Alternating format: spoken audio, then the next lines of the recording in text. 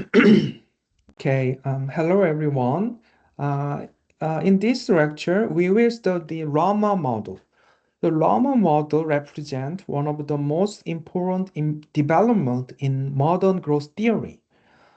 Unlike the Solow model that treat technology as exogenous, the Rama model endogenizes technological progress. So this Rama model explains how new ideas are created and how they drive long-run economic growth. So, um, so actually, the Paul Romer later received the Nobel Prize in 2018. So he proposed that the persistent difference across country, not only in income levels but also in growth rate, can be explained by the differences in their ability to produce new idea. Okay, let me introduce Romer's model.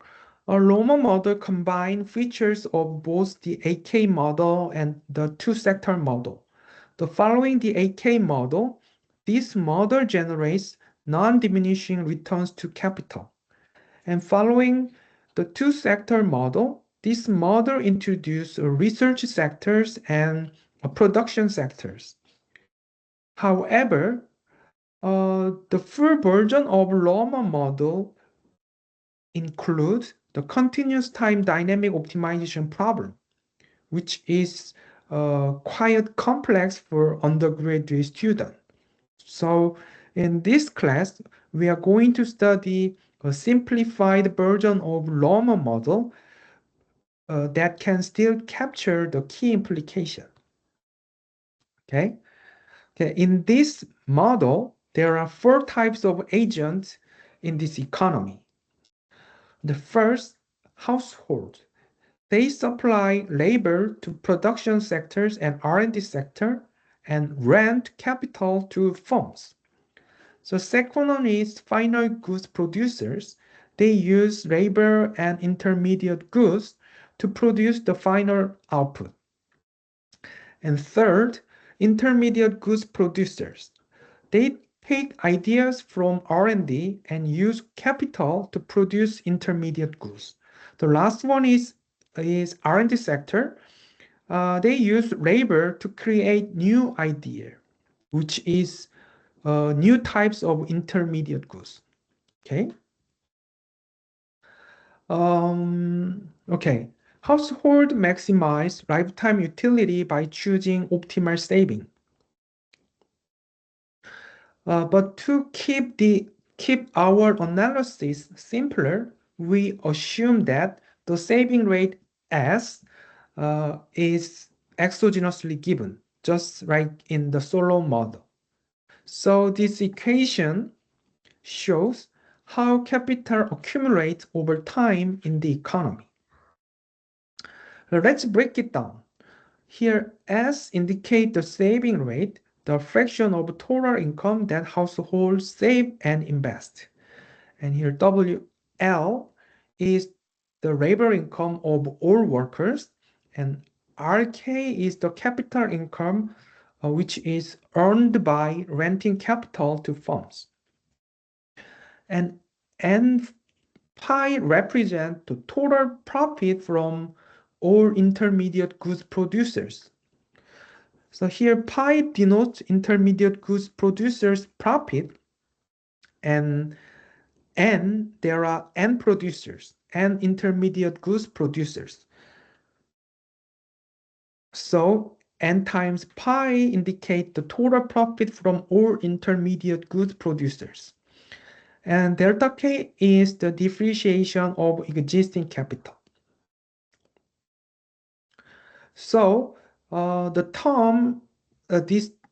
first term means household save a part of their total income, and that saving becomes new investment, which increase capital stock.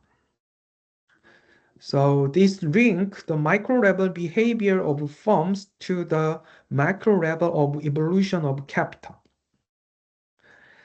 And here total labor supply is assumed to be the sum of labor for production and labor for research.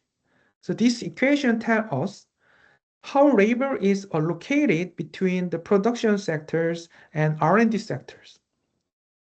Actually, this division is very important because here LY, the labor for production, determine current output. So meaning how much the economy produced today. And LR determines the LR here, labor for R&D determines future growth, how fast new idea and technologies are developed. Okay, this slide shows the final goods production function. The final goods Y is produced using labor and intermediate good Xi. Okay.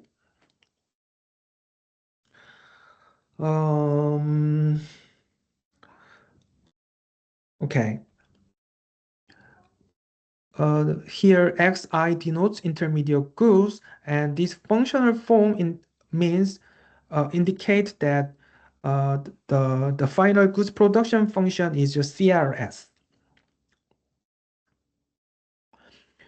And final good producer maximized its profit by choosing labor and intermediate goods, Xi. I'm sorry, there is a typo, which should be corrected to Xi rather than XS. So, the final good producer solved this profit maximization problem by choosing L and Xi. So we can derive the optimal condition. Two optimal conditions are as below. So these two optimal condition means that labor and the intermediate goods should be paid their marginal product. So the first order condition indicate demand for labor and demand for intermediate goods from final goods producers. Okay. There are n producers, each producing different types of intermediate goods. And each intermediate good producers has a monopoly power over its own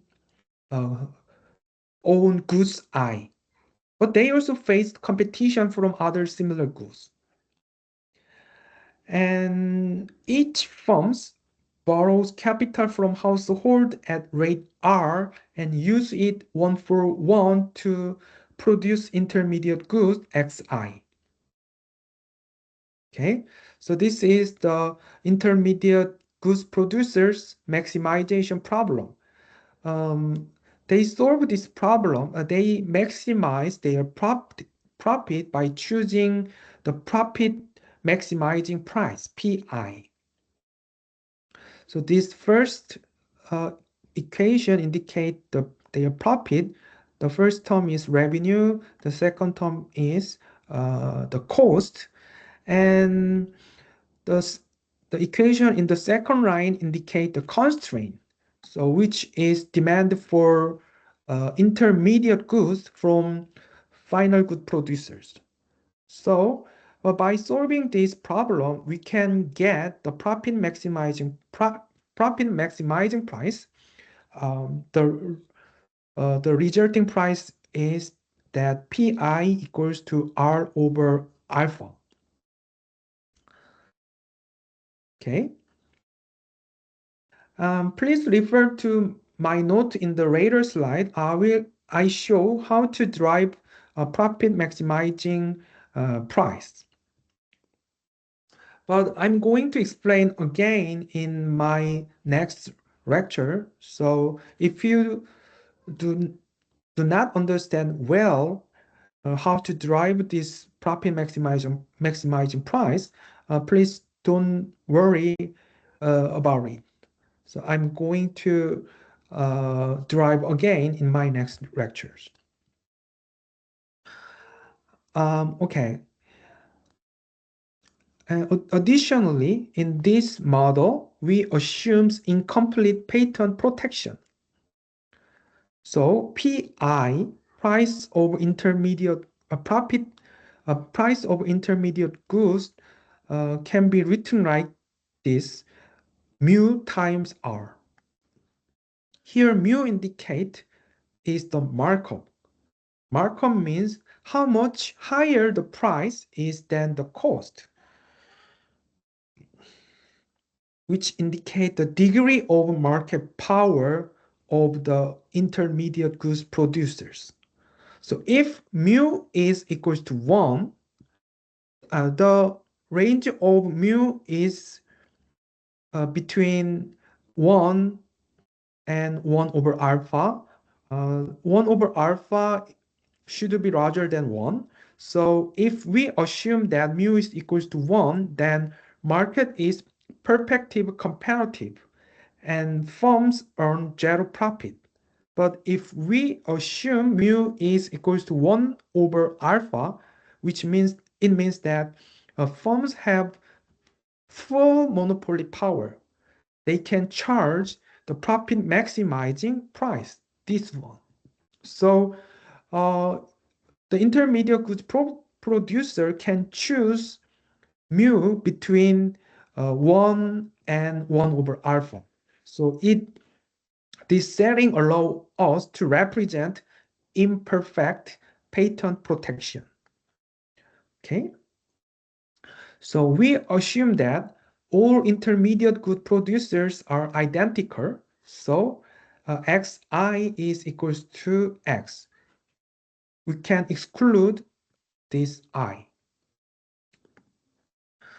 In other words, there is no heterogeneity among them. So each firm produced the same amount of intermediate goods, and we can so the final goods production function can be rewritten like this. As I mentioned, the final good can be produced using labor and intermediate goods, but with using this property xi equals to x, then we can rewrite the final goods production function like this: L to the power of minus alpha times n, the stock of knowledge times x to the power alpha. Okay.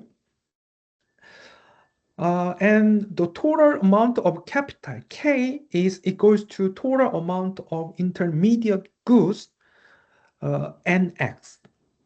So we can achieve this equation K equals to n times x. Okay, by substituting x to K over n here, so we can rewrite our final goods production function like this: K to the power alpha times and n times L to the power 1 minus alpha. Have you ever seen this functional form in the Solow model? So actually, this production function is exactly the same as the Solow model with technological progress. In the Solow model with technological progress, the production function y is equals to k to the alpha times E, labor productivity, times L. So E times L indicate effective labor to the power of minus alpha. So the functional form is exactly same each other. Okay, please remember this point. Okay, I drive how to I drive how to compute profit maximizing price PI. So here, so please refer to this slide. Okay, uh, okay, let's move on R&D sectors.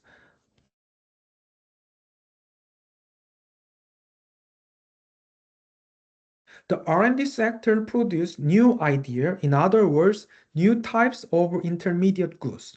The production function for new idea is this one. The changes in stock of knowledge is equals to the productivity of R&D labor and the existing stock of knowledge and labor for these R&D sectors. Okay?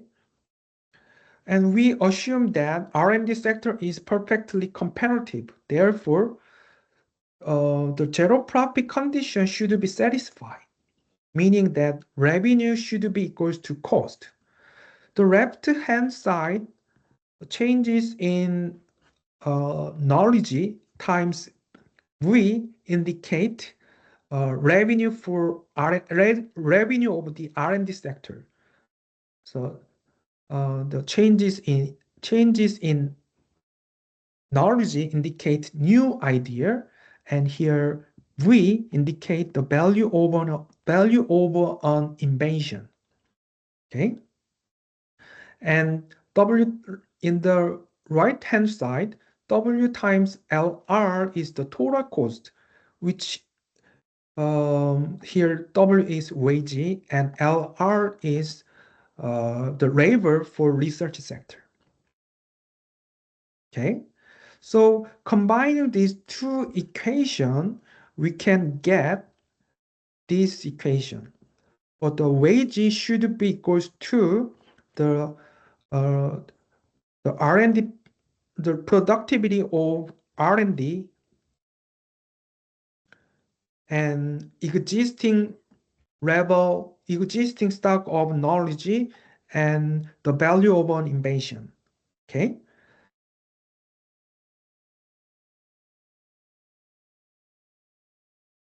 Then we need to measure the value of an invention V.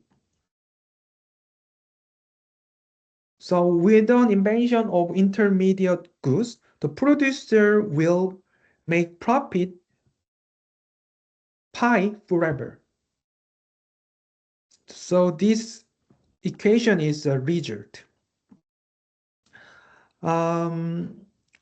Since the producer will make profit pi forever, V should be equals to the present discounted sum of the profit, which is pi over R.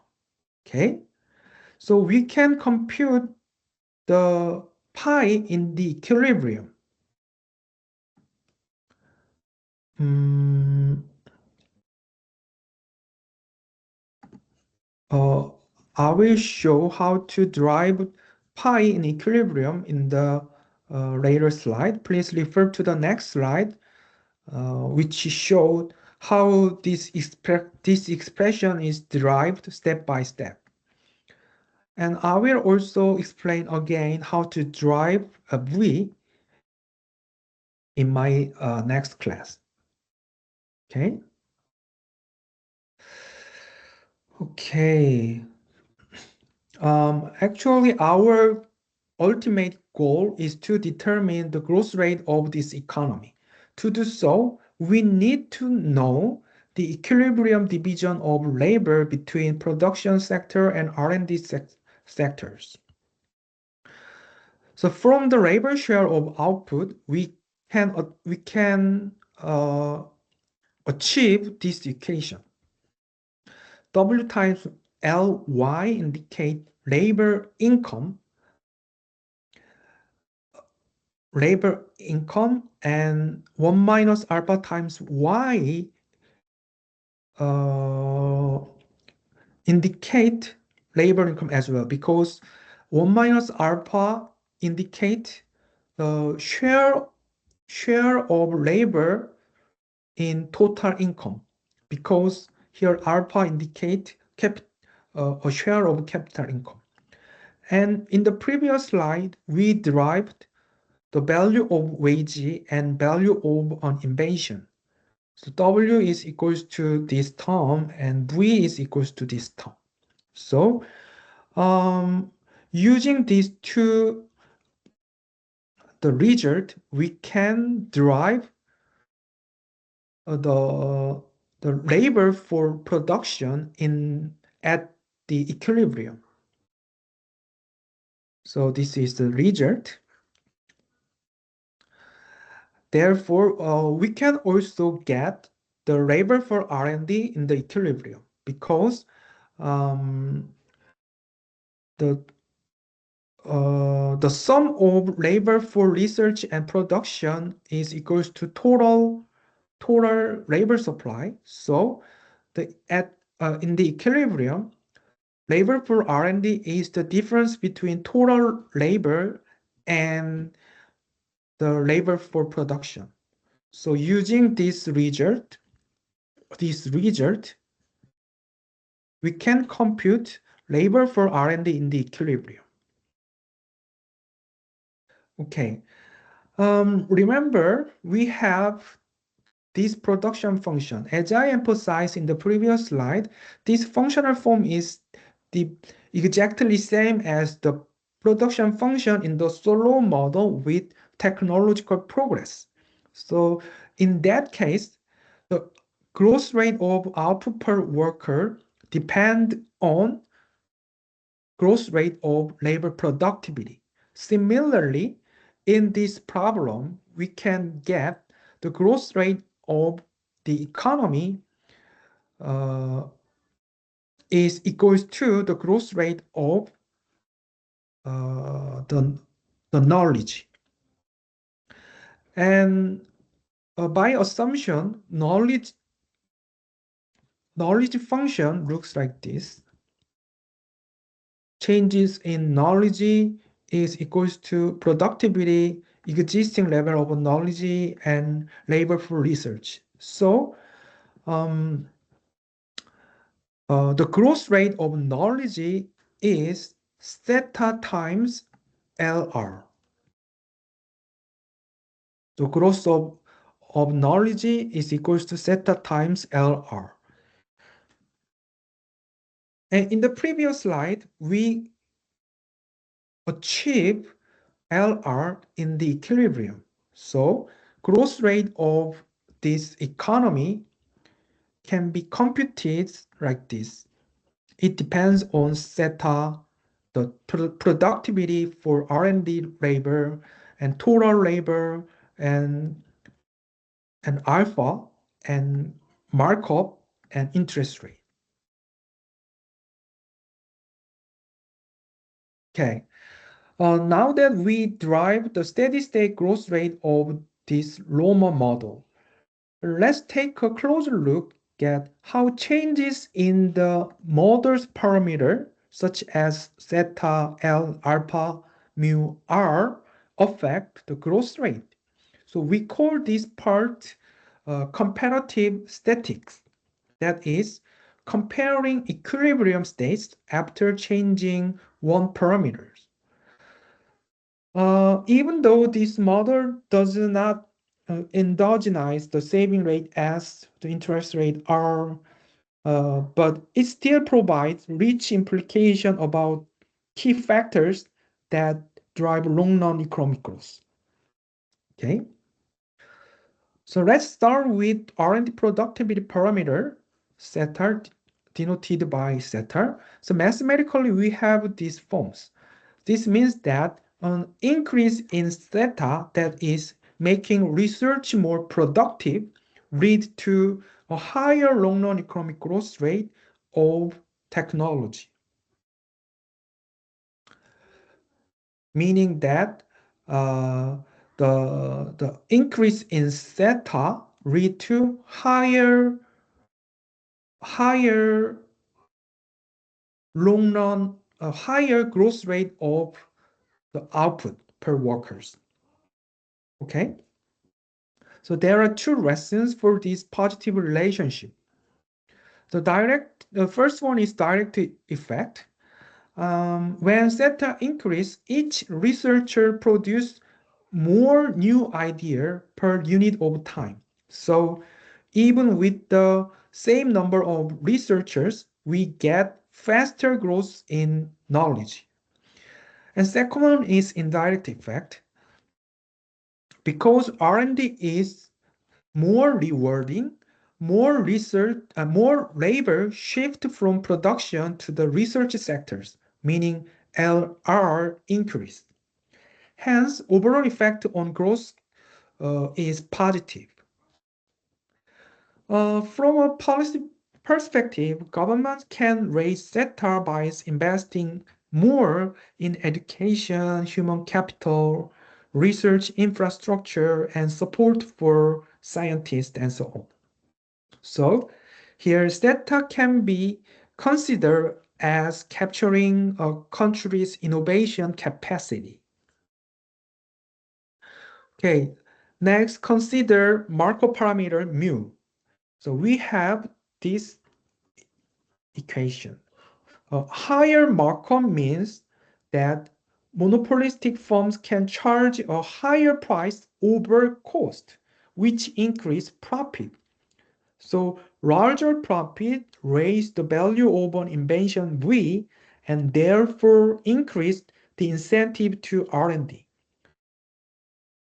To sum up, higher Markov lead to higher profit lead to more R&D, which cause faster growth of the economy.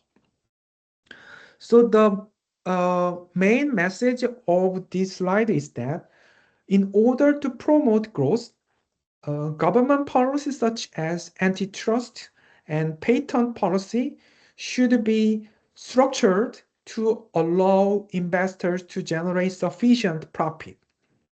Okay. Now let's move on to the interest rate R. So we have this equation. When R increase, growth rate of this economy is negative. The reason is that actually the value over invention V is given by pi over R, pi over interest rate. So when interest rate increase, the present value of future profit decrease. So innovation becomes less attractive. So as a result, fewer researchers work in R&D, and that's why labor for research force, which reduce the long-run growth, long-run the growth rate of this economy. Okay. Actually, this relationship highlights that macroeconomic stability, such as keeping interest rate moderate, can indirectly support innovation and long-run economic growth. Okay, finally, let's consider two remaining parameters, capital intensity alpha and total labor supply, L. Okay, this first equation means a higher alpha, when alpha increased, growth rate of the economy increased as well.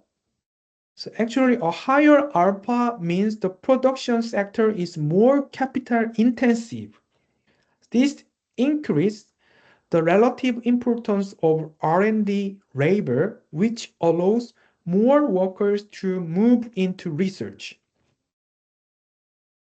Okay, so growth rate rise with alpha.